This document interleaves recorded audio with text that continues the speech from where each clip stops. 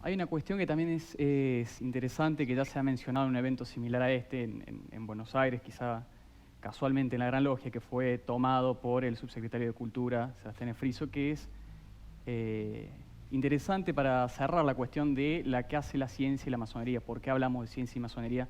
¿Y por qué hablamos casualmente de hacer esta clase de eventos abiertos al público, de divulgación? ¿Cuál es la postura que la masonería un poco intenta tomar? Y se parte un poco por la cuestión de lo que se sabe popularmente de la masonería, es decir, se sabe de la masonería en los movimientos sociales, independentistas, de la libertad, la igualdad, la fraternidad, ¿sí? Y se entiende un poco, yo digo un poco, porque todos sabemos más o menos de qué se habla cuando se habla de libertad, ¿sí? Se puede hablar de libertad de conciencia, de libertad de expresión, de libertad de mercado. Todos sabemos un poco de qué se habla cuando se habla de igualdad, igualdad de derechos, igualdad de género, igualdad de oportunidades. Ahora, cuando se habla de fraternidad, ahí es casualmente cuando empieza la cosa que no se termina de entender. Se suele decir en forma de chiste que la fraternidad es la hermana de esta tríada que nadie se quiere cruzar porque es la más complicada de todas.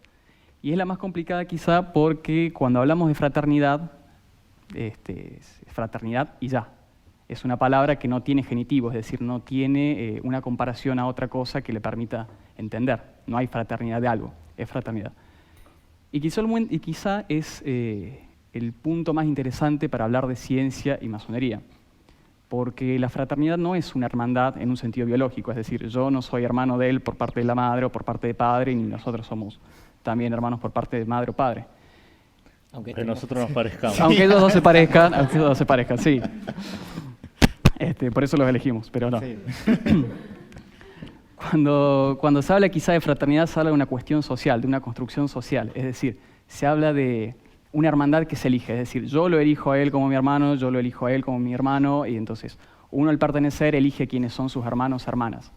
Entonces, existe algo muy interesante de la fraternidad, que es un piso en común, porque todos podemos tener nuestras opiniones religiosas, políticas, etc.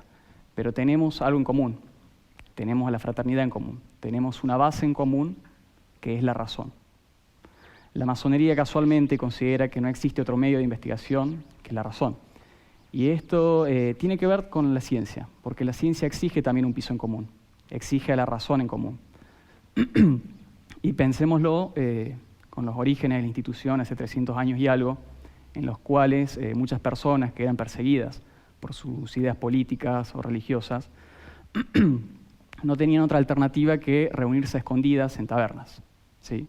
Entonces, la fraternidad termina siendo hoy en día un método que nos puede convocar y nos puede dar un diálogo mutuo para poder trabajar. La fraternidad es casualmente, bueno, lo acabo de decir, es un método indispensable, un método que hace posible el desarrollo de la ciencia y que la ciencia requiere para que podamos trabajar.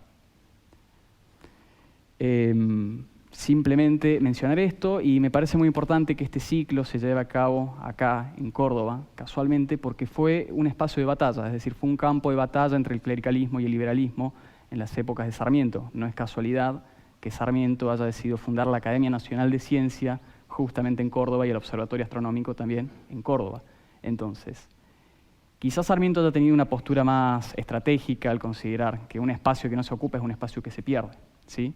Es una disputa que se pierde. Me parece que la masonería en su carácter filantrópica, filosófica, progresista, no puede estar ajena a estas discusiones sobre medio ambiente, sobre las cuestiones de la niñez que hablaba recién nuestro querido hermano.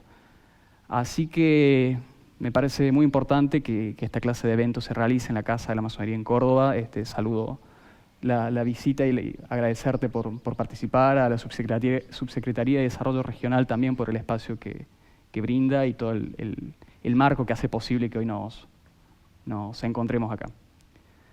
Así que simplemente darles las gracias.